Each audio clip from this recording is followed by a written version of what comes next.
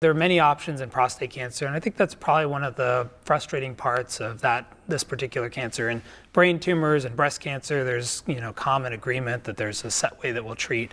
But in prostate cancer, it's often based on the patient's preferences of the different side effects that can come with the different treatments.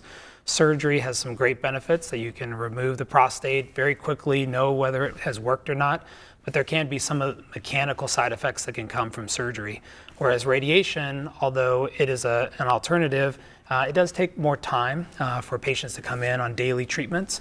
And so there are different forms of radiation that are shorter, some that are longer, and the side effects are potentially different. Let's jump to proton therapy. What is proton therapy, and why is that an advantage in treating prostate cancer from a radiology oncology standpoint? So proton therapy is a technology we've had here in the United States since 1990. Loma Linda opened the first hospital-based proton therapy. Time. It's been around for definitely a long time, and even in physics labs before that. But in a healthcare setting since 1990, and here in Knoxville, we have the 12th proton center in the country. And we're very proud of that. We are. Large centers around the large cities like Atlanta and Nashville do not have proton therapy at this point, so it's a blessing that we have this technology here in East Tennessee. It's wonderful to have that available for the good people of East Tennessee and around this area. Do you get people from other areas of the country? Sometimes they come in? We do. So we've had patients from 34 different states that have flown into Knoxville or driven into Knoxville, as well as 6 different countries that have come here for treatment. So what's the advantage of proton or proton beam therapy versus just radiation versus something back of my mind, radiation seeds? Mm-hmm. What would radiation seeds be? Yeah, so that's brachytherapy. So you can either implant seeds permanently, or you can do a temporary implant where we put the radiation in for a short period of time. But it all does the same thing. It attacks the DNA of the cancer cell, and it keeps the cancer cells from being able to divide. The advantage of proton beam is that it does not go all the way through the body. So if you think about an X-ray goes all the way through us. So when we're doing a chest X-ray, we want to do that. We want to see all the way through.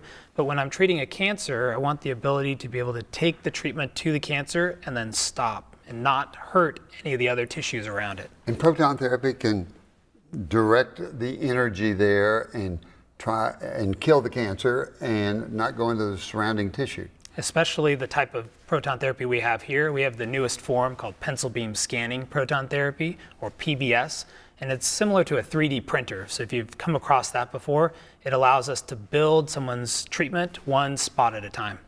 So when you use the pencil beam proton therapy, how long is it? How do you decide what part of the prostate gland? How definitive do you get? How minute? So we get down to 5 millimeters for the spot size of the pencil beam, and the accuracy is on the range of 1 to 2 millimeters. So we were able to focus in right on the tumor, but we often, just like surgery would treat the whole gland by removing the whole gland, we still give a moderate dose to the entire prostate. And then if we can see an area on MRI, we'll focus using the pencil beam and deliver a higher dose to that site. How long does the treatment take?